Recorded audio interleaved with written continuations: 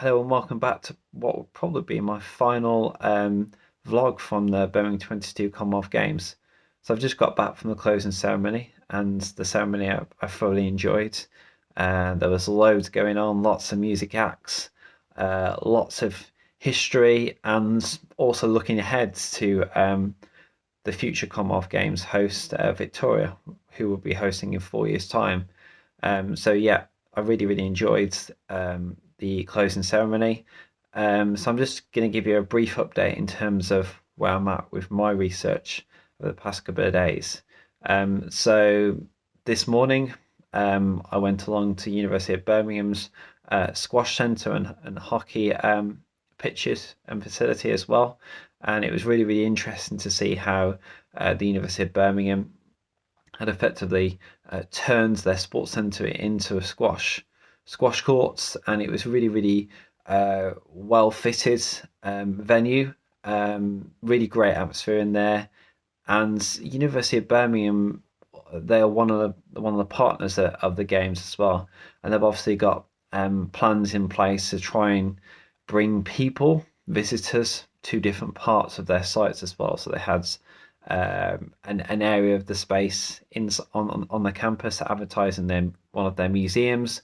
There's clearly a lot going on there, and obviously it's world class facilities. They had the hockey pitches, which were used for the bronze medal match today.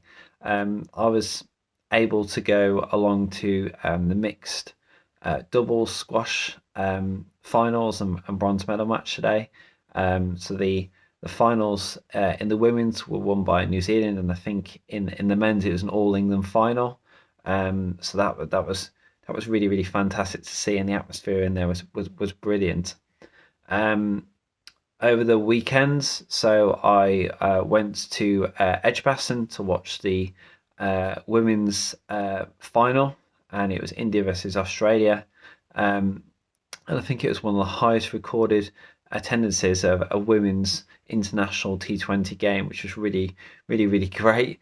Again, it was interesting to see how Edgbaston, which hosts a range of over 2020, 100 other one-day matches, how it was able to operationalize itself for the Commonwealth Games. So an event that they're used to hosting, but how does it differ to a normal so-called match day event for a cricket club?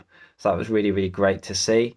Again, I really enjoyed the match and the atmosphere, and there's certainly lots of things for the Commonwealth Games organisers to take away from hosting those events, and I hope the women's cricket goes from strength to strength, certainly in the Commonwealth Games side of things.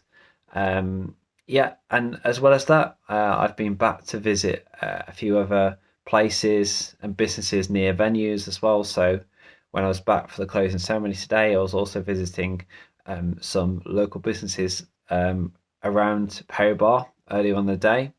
I've got a few more interviews to follow up with over the coming days, so I'm going to be going back into the centre of Birmingham to speak to a few other businesses around Smithfields, Digbeth Way. So I've got a few more interviews to wrap up before I leave Birmingham and go back home. So yeah, it's been a I've had a really fun time being back in Birmingham and visiting lots of different types of venues across Birmingham and the wider West Midlands. So there's lots of permanent structures. So I'm looking forward to it. I'm looking forward to hearing more about the so-called legacies of Alexander Stadium. What's going to happen next for clubs and community use from the stadium, as well as hearing more about the Sandwell Aquatic Centre as well.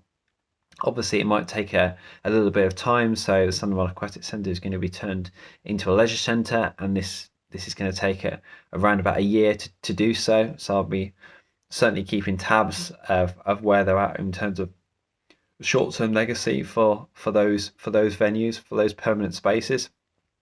But it's also really nice to be able to go back to places that I hadn't been in a long while, to see the triathlon at Sutton Park, and to see how other parks and green spaces like Leamington Spa, which hosted the lawn bowls, to see how they were converted into temporary structures for the games. And that, in some cases, created a much better atmosphere for spectators going along to attend, and there was lots of opportunities for people to from the local areas to go into those fan sites and actually really experience the games, and to see loads of coverage and to engage really nicely with all the volunteers that are there and the people that are really following the games. So yeah, there's certainly lots of takeaways from these Commonwealth Games. Obviously, I've now got to go away and analyse the data that I've collected from the Commonwealth Games. So I've already started to analyse some of the fan perspectives that I picked up from questionnaire surveys during the course of the games, as well as analysing all of the interviews that I've got with local businesses. So I certainly will keep you updated in relation to those research projects. But if you wanted to find out anything more or any newer projects that I'm planning in further on down the line, you can have a look at the blog from today. I've got links to my other social media pages, so Twitter and LinkedIn. So if you want to follow any updates, just have scroll down below to this day's update, and you'll see those links to my social media profiles.